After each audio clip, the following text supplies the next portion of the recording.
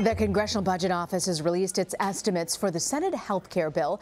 Their analysis is that by 2026, the Senate version will leave 22 million more people uninsured than under Obamacare. It would also reduce the federal deficit by $321 billion. That's $202 billion more than the estimated net savings in the House plan. President of the Committee for a Responsible Federal Budget, Maya MacGuineas, is in Washington and joins me now. Maya, how different is this bill from the House bill? Well, in terms of how many people are uninsured, it's really quite similar. But at the same time, it actually generates significantly more savings. So they save about $300 billion from this bill, which was a good deal more than the House bill did. And my guess is you're going to see some of that savings plowed back in as they try to figure out how they can get this bill to be something that will actually pass the Senate. And according to the CBO, Maya, the Senate health plan will cut the deficit by $321 billion, mostly by cutting Medicaid outlays. How will that benefit the budget in the long term, and how will it help with balancing the budget?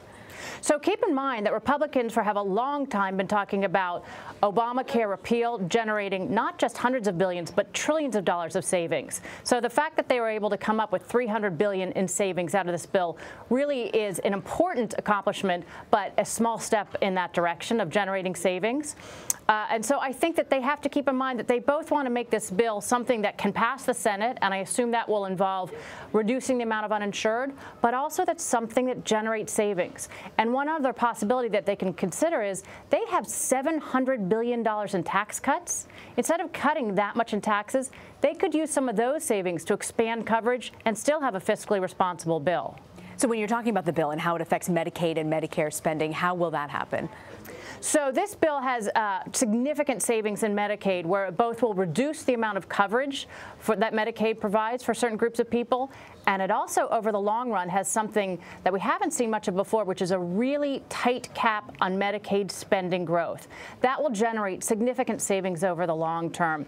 We do need to do something about our entitlement programs. Healthcare costs are one of the biggest problems in the budget, but all this is focused on Medicaid. Nothing is focused on Medicare, and one of the concerns is that those savings ultimately won't be realized because they're too strict and that they won't be able to comply with them. So we do need to find savings out of Medicaid, but we also need to set goals that are actually realistic and that we can keep in terms of we can keep in line with the constraints they put there. How do you think this will impact states that have already accepted the Medicaid expansion? Oh, it's certainly going to be a very difficult transition for people who have moved on to Medicaid and then people who are no longer able to. And obviously, when it comes to health care, which is something so important to people's lives, these transitions will not be easy for those who are most affected. At the same time, the fiscal implications cannot be ignored, that we don't have a plan to pay for all of the spending that we've promised in the budget in our big entitlement programs. And controlling Medicaid costs is an important step to getting those programs under control. Is there anything that the Senate can do to make this bill better?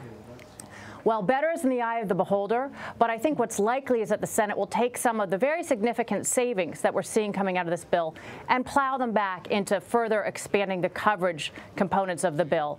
I would say they should also look at some of the tax cuts they have and not pursue tax cuts at this time. We don't have the money in the budget for big tax cuts. We should be thinking about how to generate savings, but they also want coverage numbers that they're comfortable with, and my guess is they'll want to insure more people than this bill currently does. Maya MacGuineas, thank you. Thanks so much.